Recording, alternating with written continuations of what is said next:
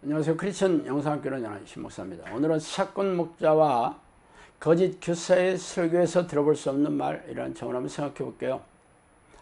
그동안 저는 칼럼과 유튜브 동영상으로 잘못된 교회와 악한 목사들을 분별하고 그들에게 떠나라는 투의 주장을 적지 않게 해오고 있습니다. 그러자 수많은 악플이 줄줄이 달렸어요. 남을 비판하고 비난하는 것을 보니 목사 자격이 없다는 말부터 내부 총질을 한다는 등의 이렇게 얘기하는 것은 점잖은 축에 들었고, 걸쭉한 욕을 비롯해 인신 공격성 발언도 수도 없이 달렸어요. 그런 얘기를 들을 때마다 가슴이 아팠습니다. 이들이 목사이든지 아니면 교인이든지 간에 교회 위상이 땅에 떨어지고 기독교인들이 세상 사람들에게 조롱과 멸시의 대상이 된 지 오래이며, 심지어 하나님과 예수님이 도매금으로 매도되게 한 책임이 누구에게 있습니까? 그러나 자신부터 잘못했다며 석고대죄하고 회개하지 않은 교회와 목사를 찾아보기 어렵잖아요. 초대교회를 보세요. 교인들은 죄다 극심한 박해와 핍박을 받아 도망자의 삶을 살았지만 그들이 가는 곳마다 복음이 들불처럼 퍼졌으며, 전도를 받아들인 사람들은 자신들의 지난한 삶과 육체의 문제를 해결해주는 그런 예수님을 환영해 맞지 않았습니다. 그러나 현대 교회 목사들과 교인들은 무능하고 무기력한 믿음으로 고단하고 팍팍하게 살아가고 있으니 기가 막히지 않아요? 그래서 교회가 쇠락해지고 교인들은 믿음이 식어지며 하나님을 떠나가고 있습니다. 그래서 제가 작심하고 쓴소리를 마다하지 않는 이유예요. 물론 하나님이 기뻐하시곤 교회도 있을 테고 존경받는 목사도 있을 것입니다. 그러나 그 잣대가 무엇인지 알아야 하지 않겠어요?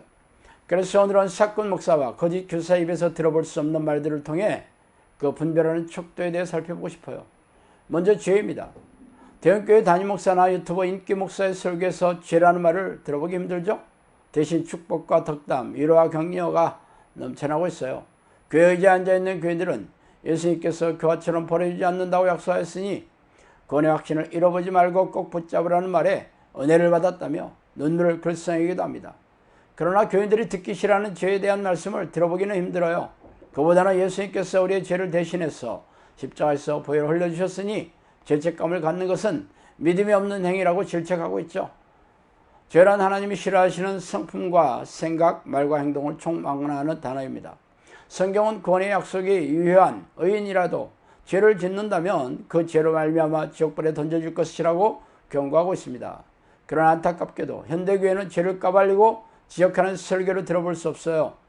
교인들이 듣기 싫어하며 교인들의 눈치를 보며 그들이 싫어하는 주제의 설교를 꺼려하는 사건 목사들이 대부분이기 때문입니다.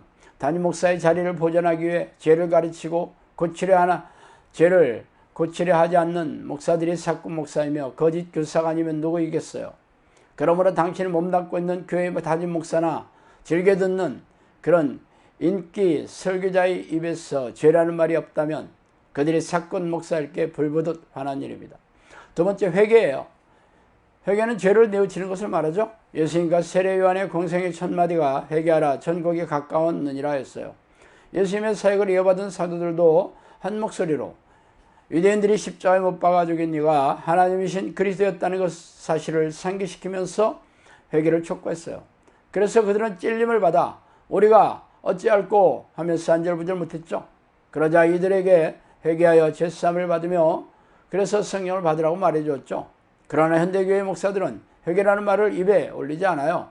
자꾸의 코로나 팬데믹으로 교회가 무차별 공격을 받고 있는데도 어느 교회 하나 회개를 촉구하는 이들이 거의 없어요.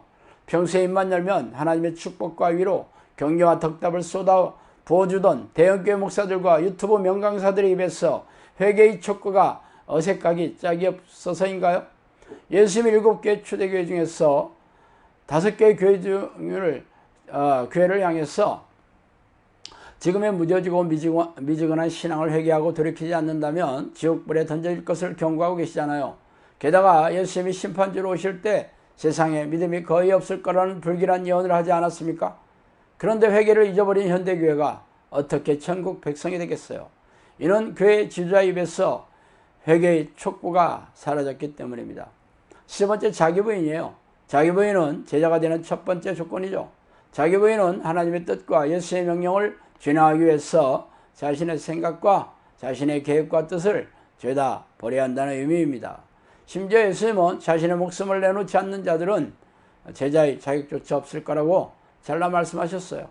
그러나 현대교회는 자기 부인이 구원을 받는 절대 조건이 아니라 신앙이 좋은 교인이 선택하는 옵션, 선택 옵션 쪽으로 여기고 있어요.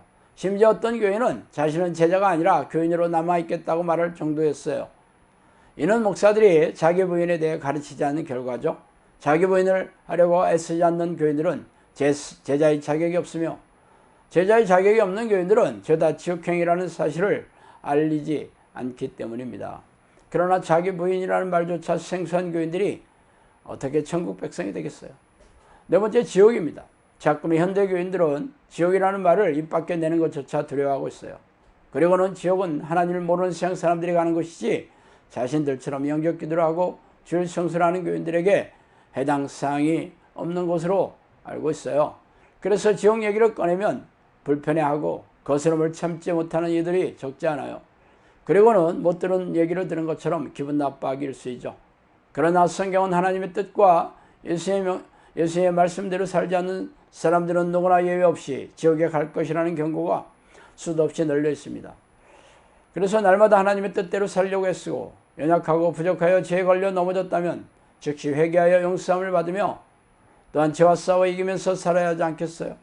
그러나 하나님의 뜻에 대한 깨달음이 없는 이들이 어떻게 그 뜻대로 살려고 애쓰겠어요? 그러나 이들이 지옥에 던져질 운명이라고 경고하지 않고 있으니 죄다 마음이 굳어지고 무뎌진 채로 교회마당을 밟고 있는 중이죠. 그러므로 지옥 얘기를 꺼려하는 목사라면 사건 목사와 거짓 교사임이 틀림없습니다. 자, 이 네 가지 사항을 설교 주제로 즐겨 올려놓지 않는 목사들은 제가 말씀드린 대로 사건 목사와 거짓 교사이므로 뒤도 돌아보지 말고 도망치시기 바랍니다. 그 길만이 당신과 가족들의 영혼이 사는 유일한 길입니다. 자, 오늘은 여기까지 하겠습니다. 감사합니다.